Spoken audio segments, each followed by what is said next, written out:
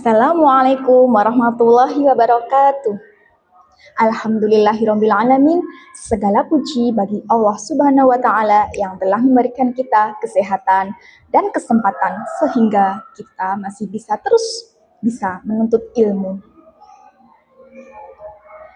Sebelumnya perkenalkan, saya Monika Duri, mahasiswa pendidikan jarak jauh UIN Syekh Nurjati Cirebon. Di sini saya akan mencoba memaparkan dan mempraktikkan tayamum sebagai bentuk ujian tengah semester mata kuliah praktik ibadah. Sebelumnya, mari kita niatkan belajar ini semata-mata karena Allah Subhanahu wa taala agar ilmu yang kita beroleh bisa menjadi amal yang bermanfaat.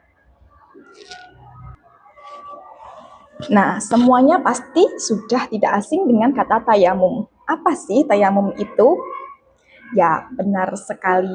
Tayamum adalah salah satu bentuk bersuci sebagai pengganti wudhu atau mandi wajib ketika tidak ada air atau ketika penggunaan air itu bisa membahayakan kesehatan kita. Nah, Allah berfirman dalam surat Al-Maidah ayat 6 yang artinya, jika kamu tidak mendapatkan air, maka bertayamumlah dengan tanah yang suci. Usaplah wajahmu dan tanganmu dengan tanah itu. Begitu juga Rasulullah Shallallahu Alaihi Wasallam bersabda, dijadikan bagiku bumi ini sebagai tempat sujud dan alat untuk bersuci. Hadis riwayat Bukhari dan Muslim. Nah, dari ayat dan hadis di atas tadi, kita bisa memahami bahwa tayamum merupakan salah satu bentuk kemudahan yang Allah Subhanahu wa taala berikan kepada umatnya. Supaya apa? Supaya kita tetap bisa beribadah dalam kondisi apapun dan bagaimanapun. Nah, selanjutnya adalah bagaimana sih tata cara atau kaifiat melakukan tayamum? Kita langsung praktekkan ya. Yang pertama adalah dengan cara membaca niat. Misalkan nih, kita melakukan tayamum untuk melakukan sholat fardu, maka niatnya silakan dibaca di dalam hati. Seperti ini ya contohnya. Nawaitut tayamuma listibahatis sholati fardhu lillahi ta'ala. Setelah itu, rukun yang kedua ya, kita letakkan kedua telapak tangan ke debu atau permukaan tanah yang suci tadi. Seperti ini. Cukup satu kali saja. Kemudian tepukan perlahan. Setelah itu selanjutnya adalah baru diusapkan ke wajah hingga rata.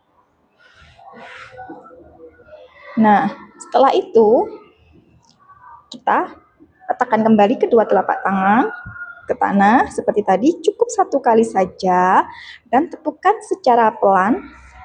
Kemudian usapkan ke pergelangan tangan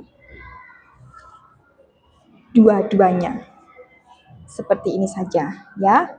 Nah, catatan pentingnya adalah jangan lupa untuk menggunakan debu atau permukaan yang suci dan kering ya, yang kering. Kemudian tayamum hanya bisa dilakukan sebagai pengganti wudhu atau mandi wajib ketika benar-benar tidak ada air atau ketika kita dalam kondisi yang tidak boleh tersentuh oleh air. Seperti itu. Semoga bisa dimengerti ya. Nah, dari diperbolehkannya tayamum itu adalah sebagai solusi yang mengajarkan bahwa agama Islam itu adalah agama yang mudah dan penuh kasih sayang. Benar-benar rahmatan lil alamin. Di sini kita bisa mengambil nilai-nilai keimanan dan ketakwaan seperti meyakini bahwa setiap ibadah memiliki aturan yang telah ditetapkan oleh Allah. Yang kedua adalah tetap menjaga kesucian dan ketaatan walaupun dalam keadaan sulit. Dan yang terakhir adalah dalam melaksanakan tayamum dengan tertib, niat yang tulus, dan jangan lupa gunakan tanah yang suci. Nah, dari penjelasan singkat tadi, kita memahami bahwa bentuk kasih sayang Allah kepada hambanya adalah sangat bermacam-macam. Di antaranya adalah yang tadi dengan memberikan kita kemudahan untuk bersuci. Ketika air sulit didapatkan atau kita tidak bisa menggunakan karena sakit dan kondisi lainnya, Allah memberikan jalan kemudahan agar kita tetap bisa melaksanakan ibadah.